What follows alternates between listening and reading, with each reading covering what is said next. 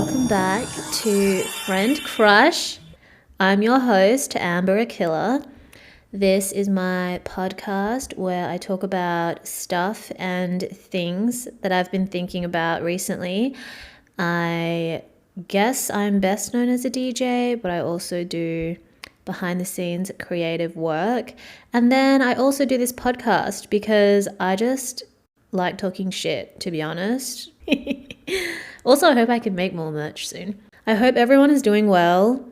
You know, the last year or so, I mean, way more than a year at this point, has been so wild. Like, can you believe that we're living through history? People are going to talk about the 2020 pandemic, and the way that we talk about 9/11 now is what is going to happen with this pandemic. There's going to be documentaries about it. And for me being a 90s baby millennial, I think now that we're kind of growing into adult age where we can look back and learn about events that happened in our childhood, it's kind of a little bit far removed for me, I guess, because I grew up in fucking Perth, Australia, the most isolated city in the world.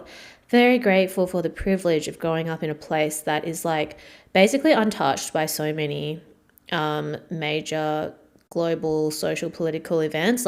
Obviously still affected, but not in the insane way that it would be if you grew up in New York or something. And even during the pandemic, being back here, because our state has been closed off from all the other states in Australia, it's even more isolated than before. So yeah, it's so crazy to think about how in 10 years, 20 years from now, there's going to be documentaries about the pandemic, about COVID-19. And by that point, who knows what society will be like. Anyway, something that I've been thinking about. But today's episode is about micro-cheating. Micro-cheating is such an interesting topic to me because, as I mentioned in my Instagram story, which would have been weeks, months maybe from when this podcast goes live, is that it takes this dynamic of infidelity, which has existed probably since the dawn of man, because bitches be cheating and fuckboys be fucking. And it applies it into this very specific medium, which is digital social media and communication. So I think that given that social media in its current form has maybe existed for 10-ish years since the birth of Instagram, people take their time to get used to new technology, figure out ways to use it, and then I feel the human experience kind of bleeds into, or the human psyche, it attaches to the human psyche. So DMing, social media has been part of modern day life for the last, let's say, decade. And the way that people communicate and can facilitate infidelity has been explored through these platforms. And I think now we're able to sort of see and reflect on the way that this has impacted people's relationships, the way they connect with each other, and how people perceive loyalty, infidelity, etc., etc. So let's start with online definitions about micro cheating. Then I can talk about what people have said on social media just from me asking people how they define micro cheating, what their boundaries are, and then just my thoughts and experiences as usual, because I'd be thinking. So I'm looking at this article on a website called The Latch, and it's titled, "Are you micro cheating on your partner? Here's how to know for sure." I'll link these in the description too. So it starts off saying cheating can take shape in a range of ways that could both significantly hurt your partner and lead to a painful breakup, and taking part in a full-blown physical or emotional affair are perhaps the most obvious ways that someone can cheat.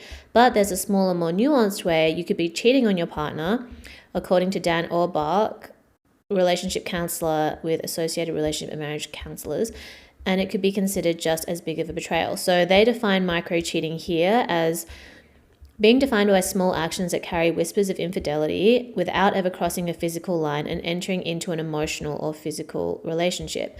While flirtatious behavior and acting in a way of romantic interest towards someone that isn't your partner is considered a form of micro-cheating, Orbach says that the phenomena of micro-cheating really came into its own with the birth of the digital era. Some people aren't bothered by their partner liking a picture of their ex at the beach, whereas others don't feel comfortable with that. The question of whether someone is micro-cheating partly hinges on the level of trust in the current relationship, as well as the sorts of behaviors that your partner is engaging in. So, according to this counselor, he says that it comes down to the intent behind actions when you consider whether micro-cheating counts. So are you sending a signal to a person outside of your primary relationship that you are sexually or emotionally available to them? And if you feel like you may be guilty of micro-cheating, ask yourself, would my partner be hurt or threatened by these actions? And if the answer to these is yes, then it's likely that your partner could rightfully see this as betrayal. So the ways that you could be micro-cheating, according to this counselor in this article, says that you'll know if you're interested in someone outside of your relationship, and you may be displaying your affection in these subtle ways below. Frequent texting. Are you constantly engaging in digital conversations outside of appropriate hours? The frequency and time in which you text this person, regardless of the content, could be considered a way of micro-cheating, particularly if you find yourself hiding or deleting the correspondence from your partner. Downplaying your current relationship. This involves one partner representing themselves to another person outside of the relationship as emotionally or sexually available. Repeatedly visiting someone's profile. He says that common issues couples complain of are partners who still associate with exes or single friends online, especially when that has a sexual tone. This may take shape as visiting someone's profile frequently out of interest, whether or not you're actually communicating with them. That's really interesting. I didn't even think of that. Like just looking at someone's profile. Keeping your dating profile live. The ties with the new phenomena of FOBO, or fear of better options. You're in a committed relationship. Okay, what the hell? That is crazy. Fear of better options. We're going to talk about that in another episode. You're in a committed relationship, so why is your Hinge profile still active? Do you want to be seen as single to other potential partners, or are you keeping your are you keeping your options open in case someone you deem better comes along? Staging run-ins or seeking excuses to hang out. You know their most frequented coffee spot and start showing up around the same time in the hopes you may run into them there. Putting in extra effort in the hopes they'll notice. You find yourself dressing for them, wearing extra makeup or your best shirt, and spritzing cologne on a mission to impress. Okay, so that's micro-cheating outside of digital communication. How micro-cheating affects your relationship. Many committed couples accept flirtation as innocent and see a select few of the behaviors above as totally acceptable. They wouldn't see those behaviors as cheating, but rather innocent fun. If your partner sees your behavior as a threat, though, it's not going to be good for your relationship. Full stop. As for whether micro-cheating could ever be good for your primary relationship, well, it's unlikely the behavior while it's going on could make you stronger as a couple, but it could alert either party to issues you wish to have addressed. You may not wish to change your behavior to suit all your partner's personal beliefs or values, but for a lasting and trusting relationship, you do need to make an effort to understand their needs for security, to help secure them as much as you can, and to work as a team to address any issues that threaten your bond. Ultimately, if you find yourself looking for attention in a way that you know is threatening to your bond, it may be a good time to reflect on how to improve things in your primary relationship. Okay, very interesting. Learning so much. Another article in the Huffington Post, micro-cheating. What is it and does it count? Where is the line between being disloyal to your partner and having a life? Am I cheating? Chances are if you're asking yourself that question, you know you're towing the line of what's considered acceptable in a relationship. While physical cheating is easy to define, did you exchange fluids, you cheated, emotional cheating or micro-cheating is more of a grey area. And where it gets even murkier is whether micro-cheating is even a bad thing at all. Isn't it in our human nature to flirt? Where is the line between being disloyal to your partner and having a life? So what is micro-cheating? According to this article on HuffPost, micro-cheating is a series of seemingly small actions that indicate a person is emotionally or physically focused on someone outside their relationship. Examples can include texting someone without your partner's knowledge, saving someone under a fake name in your phone, or lying about the status of your relationship to others. This is so crazy. Like, I've never thought to save someone's phone number under a different name in my phone.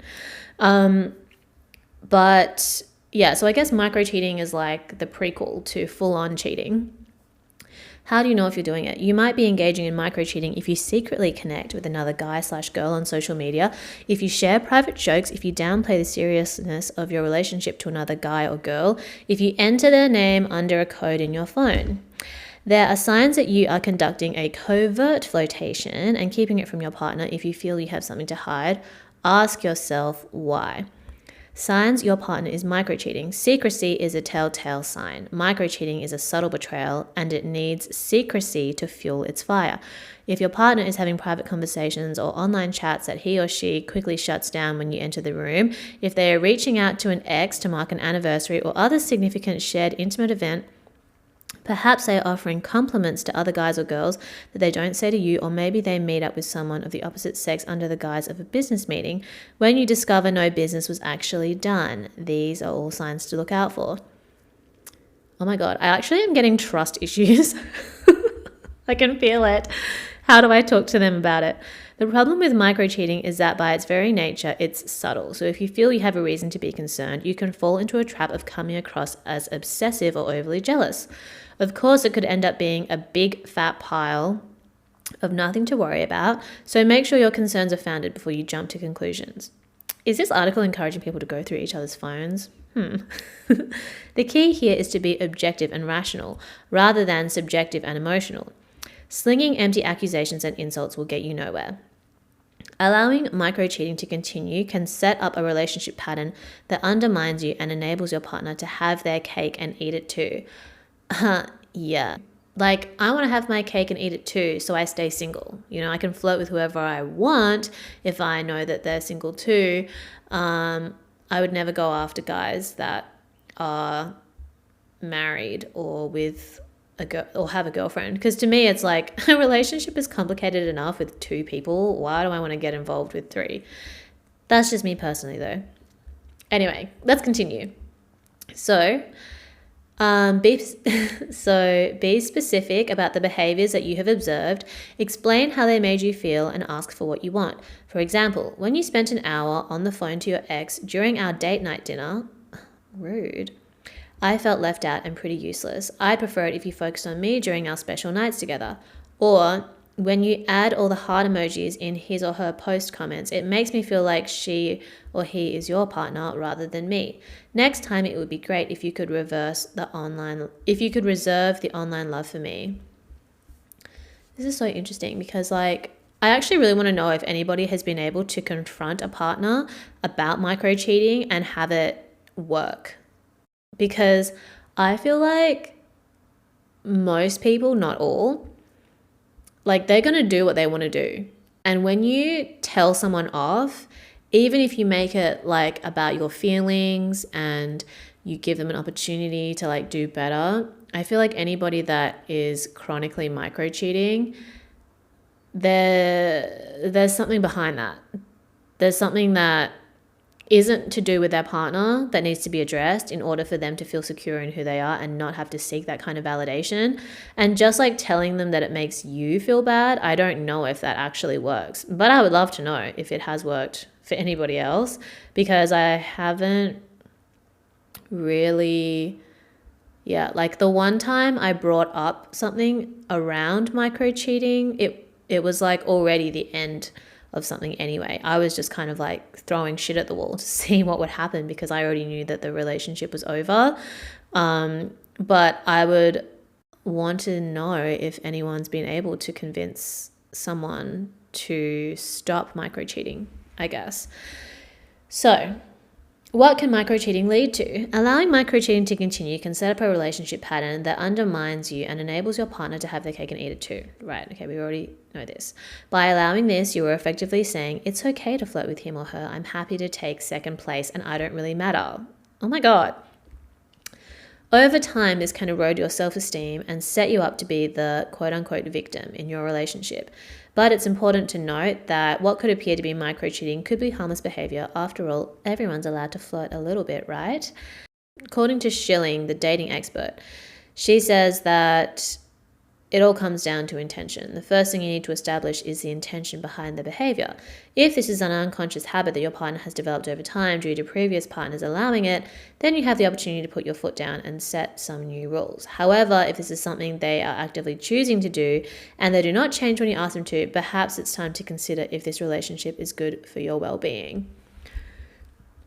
So yeah, I think the hard thing about micro-cheating is like, because it's small behaviors, I think it would be really easy to like tolerate or allow it because you think, oh, it's not a big enough deal to say no to. But I think the most important thing that I've learned in terms of like personal boundaries, knowing and understanding your feelings is like, if you feel a certain way about someone doing these micro-cheating behaviors, that is reason enough for you to flag it or to just walk away and find someone that isn't going to do that. Because I think it's easy to think like, when you really love someone, when you really care about someone, when you're really attached to someone, you can think like that this is all that there is, you know, like there isn't better for you. But if you really want better for yourself, then you need to believe that that's possible. And you have to exit a situation where you're not being treated or respected the way that you need to be in order to feel safe. And you have every right to walk away. You know, you can't necessarily you just can't actually control someone else's behavior. And I think at the same time, it's important to recognize and acknowledge how you feel, and then also ask yourself like if there's anything that you need to work on and heal from, so that, I don't know, maybe you can change your perspective. It's so difficult because it's like, at what point is it just like, this is what I want and this is what I need, versus this is what I think I want and what I think I need in order to feel safe because I haven't healed or processed another part of me or an insecurity of mine. So I did a poll on my Instagram story, and the response was, so when I asked if you're in a relationship and flirting on social media, is that considered micro-cheating? And I specified that everybody's limits and standards are different, so don't take this personally. 85% said yes and 15% said no.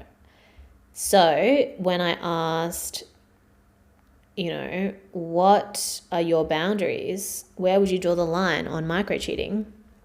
So yeah, someone said it's all about the intention. If you do it in a friendly, open way, go for it. But it starts when you make a secret out of it. Either we appreciate the beautiful women together or nobody does. Yeah, a lot of people saying active flirting, like sliding in someone's DMs. It depends on the boundaries in the relationship and if it's closed or open. Not telling me who certain females.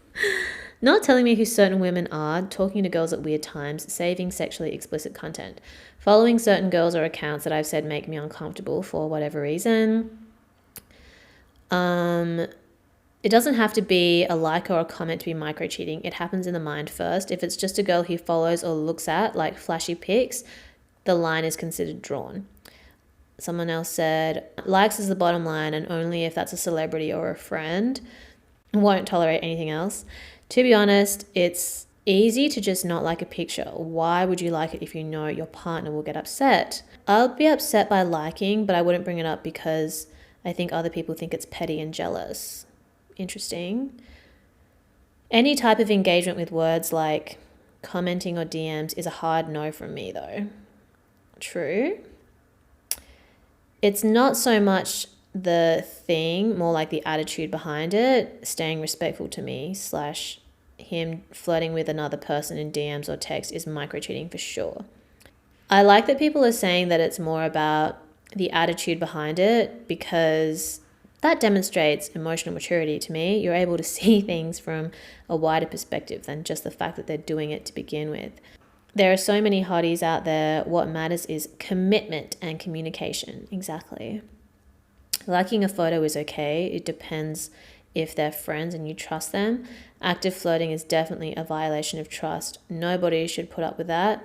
Liking is okay, but commenting in DM, especially DM, seems inappropriate, not to mention sad. Too real. DMs, flirtatious online relationships, maintaining a dating profile. Yeah, what the hell? How can you be in a relationship and maintain a dating profile? That's crazy to me. Ignorance is bliss, or my boo better share them with me. I really admire people that say ignorance is bliss when it comes to these kinds of things. Like, I have a friend who's just like, I would rather not know if my partner was cheating on me. I don't want to be told. That's crazy to me. Like, PSA, I would need to fucking know if someone was cheating on me, please, because I'm gonna dump him their ass immediately. I don't need that shit. I have way too much pride. Someone else said systematic likes and comments, but I wouldn't care if it's on a celebrity account. Yeah, interesting when people specify the celebrity caveat. So, okay, let me go back to my Instagram because I had some great responses to this. At Victoria Fox, I already asked her for permission to share her at VIKTORIAFOX on Instagram. She replied saying that, so for me, interactions on social media is still a social interaction, way less tangible than in real life, but it still is. So when you follow and like and engage with posts and people on social media, there is always intention behind it. I don't think that there are that many motivations, so it's relatively easy to map out which one can be classified as micro-cheating. And she has given great examples, very well thought out, organized thoughts in a way that my thoughts are not organized. So I'm very grateful for this. And obviously, she specified that this is her opinion and perspective, but I'm sure some people will relate. So this is what's not micro-cheating. According to Victoria, any engagement, including DMs, if the intention is to expand their network connections, e.g., get into certain circles, get a job, collaborate, build your social media presence, etc., learning/education, engaging with someone as a peer and exchanging learnings/experiences, friends/family, kind of obvious, appreciation for your idols/role models, someone who is out of your reach in real life and even on social media, someone who will 99% not care that you exist, aka a celebrity. Yeah, one thing that I appreciate is when people in committed relationships are able to say like that they agree or that they have perspective, they share their perspective on like something that I'm talking about in a very like healthy and respectful way that isn't disrespectful to their partner or me. It gives me faith, that healthy relationships exist. I responded to Victoria saying that I agree that anything with sexual under or overtones/flirting is like a no-no. And I used to think that like flirting with an intention to fuck was the line, but then I realized that like a lot of men don't really flirt harmlessly, and they're usually delusional enough to think they have a shot. So not all men and not all flirting, I'm just saying.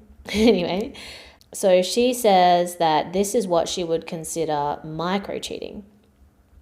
DMs or commenting when a person is reachable, aka potential sexual or romantic contact is possible.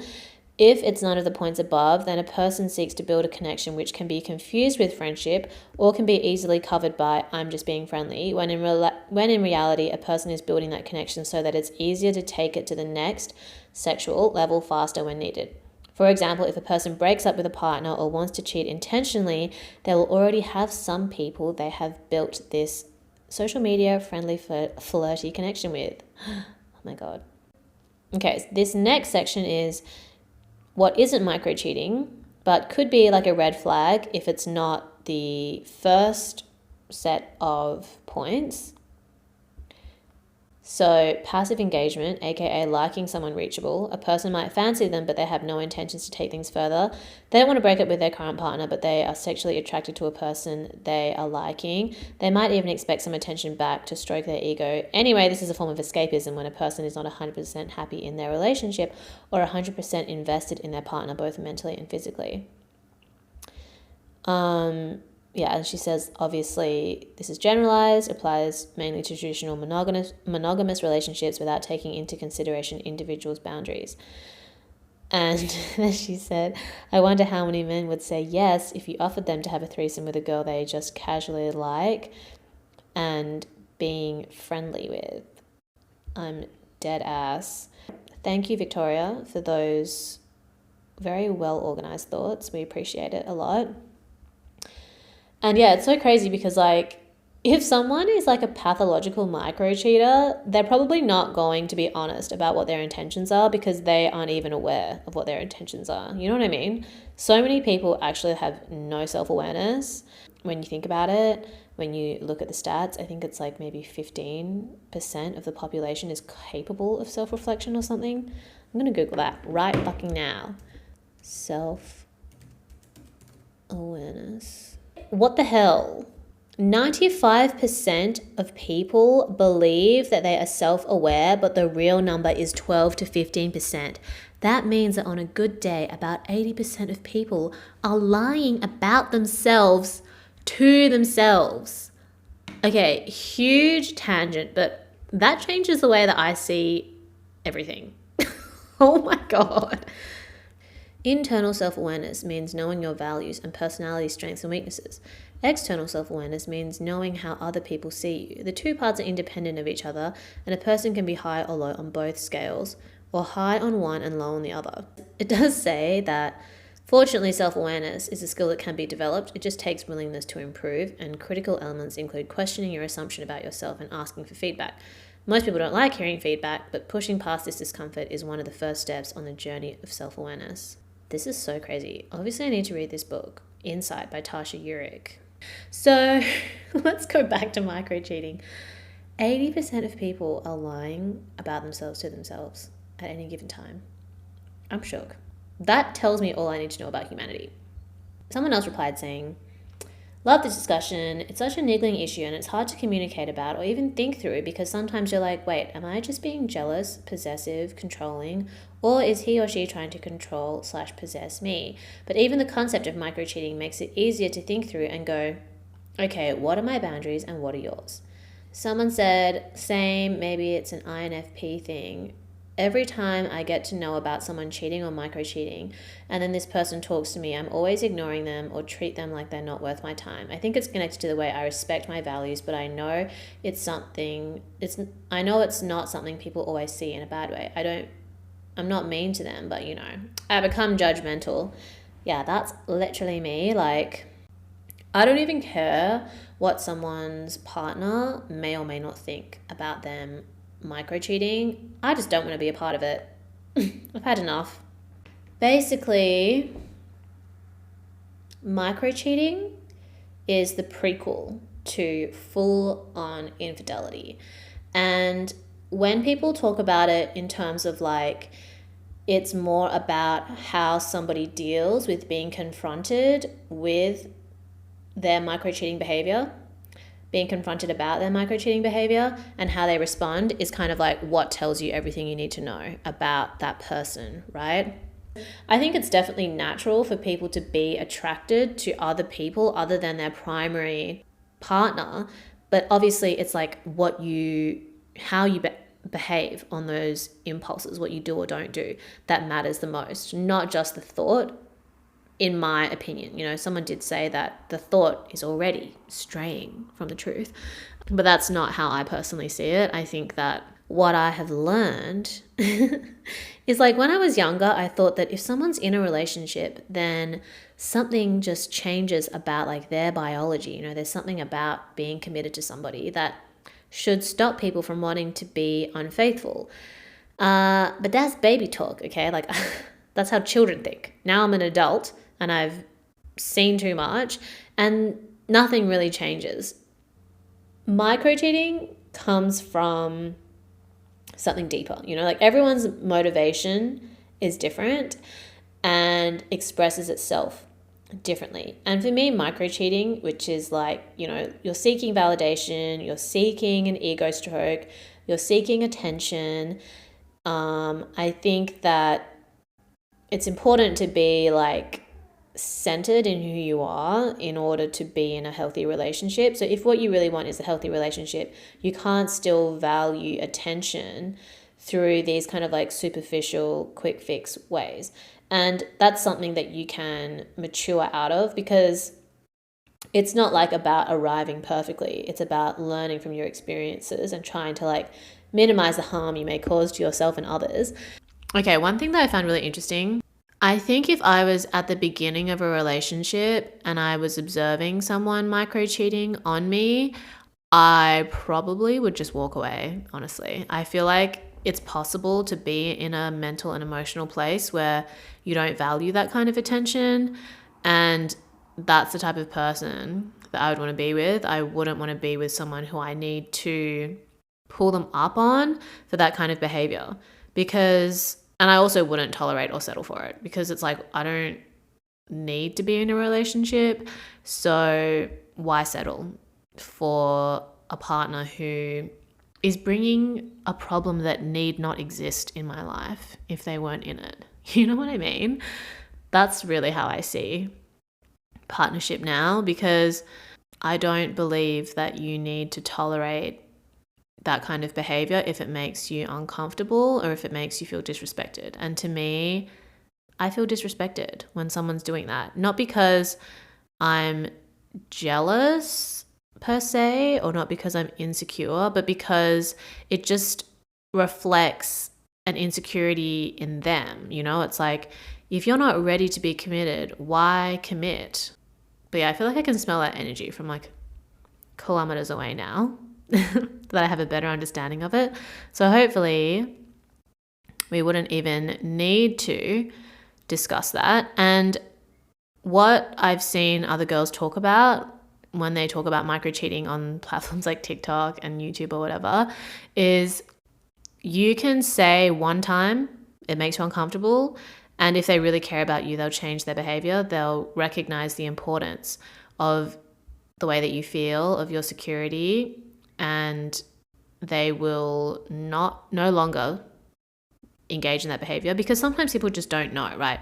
Like, it was acceptable before, they never really thought about it, and they're like, okay, yeah, wow, I'm actually really committed to you, and if this makes you upset, I'm committed to you and I don't want to upset you, so I'm going to stop.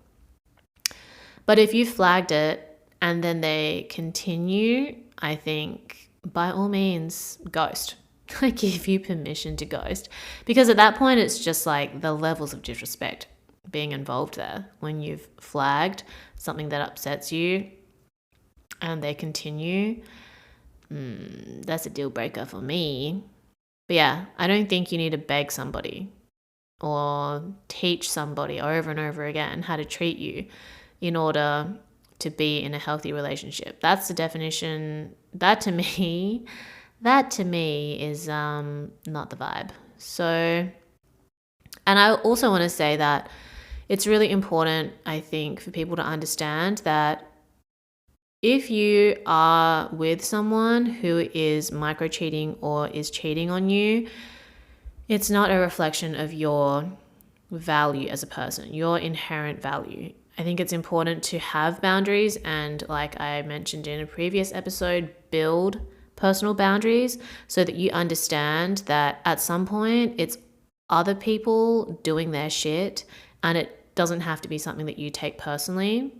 And it's very hard to get to that place, I will say. It takes practice, but it's possible. You believe that it's possible for you to live an unbothered life and to recognize like where your personal responsibility lies, which would be communicating with that person, processing your emotions healthily, and then just leave it up to them. I think if you were going to get into a relationship now, or if I was going to get into a relationship now, one of the most important pieces of advice that I've heard is that you just need to let somebody show you who they are. And that doesn't mean like telling them what you like, what you don't like, you know, like being able to just vibe it out and see how your true self and their true self are compatible, and then working from there. I think a lot of the times like people want to spell out exactly what they want, and then you're at risk of attracting somebody who's just going to mold themselves into that in order to get with you.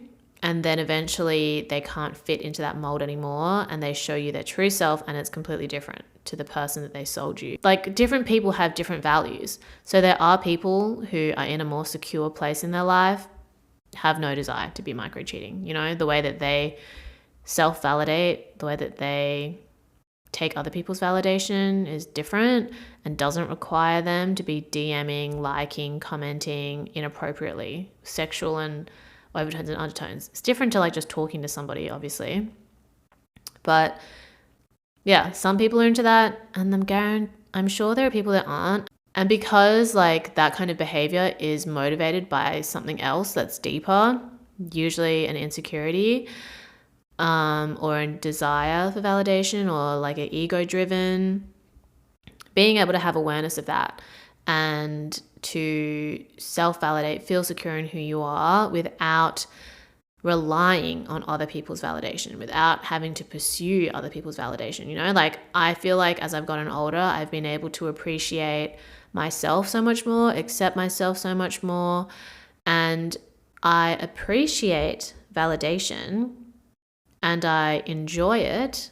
You know, I'm not telling anybody to stop unless you're married. Get away from me. If it's sexually overtoned or undertoned, I don't want to hear it. I appreciate it, but I don't feel like I'll die without it. I'll joke about feeling like I'll die without it, but ultimately I feel much more secure in who I am. So the desire to seek validation in that way, and I think the desire to micro cheat if I was in a committed relationship is severely lessened, because it's just so meaningless at a certain point for me as a woman to be validated for what is usually just like physical appearance.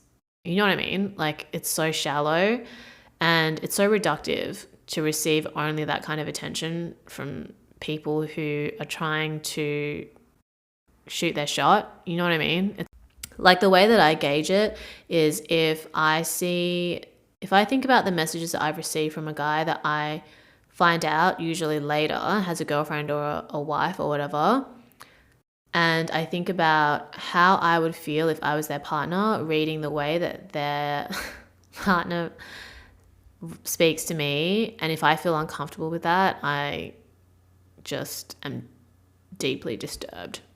It just says so much about that person and where they're at mentally and like the decisions that they've made in life. Yeah, micro cheating is wild to think about and unpack, and the way that you feel is valid. However, the way that you process and communicate can always be worked on, I think, or reflected upon.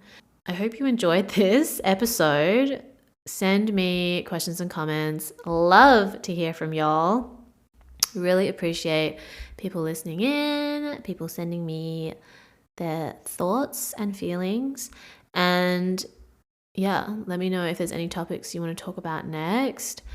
You can follow me on Instagram at amberakilla, at friend.crush. Stay hydrated, tell your and family that you love them, and go be a better person. Bye. Oh, and also don't micro cheat. That's lame. Bye.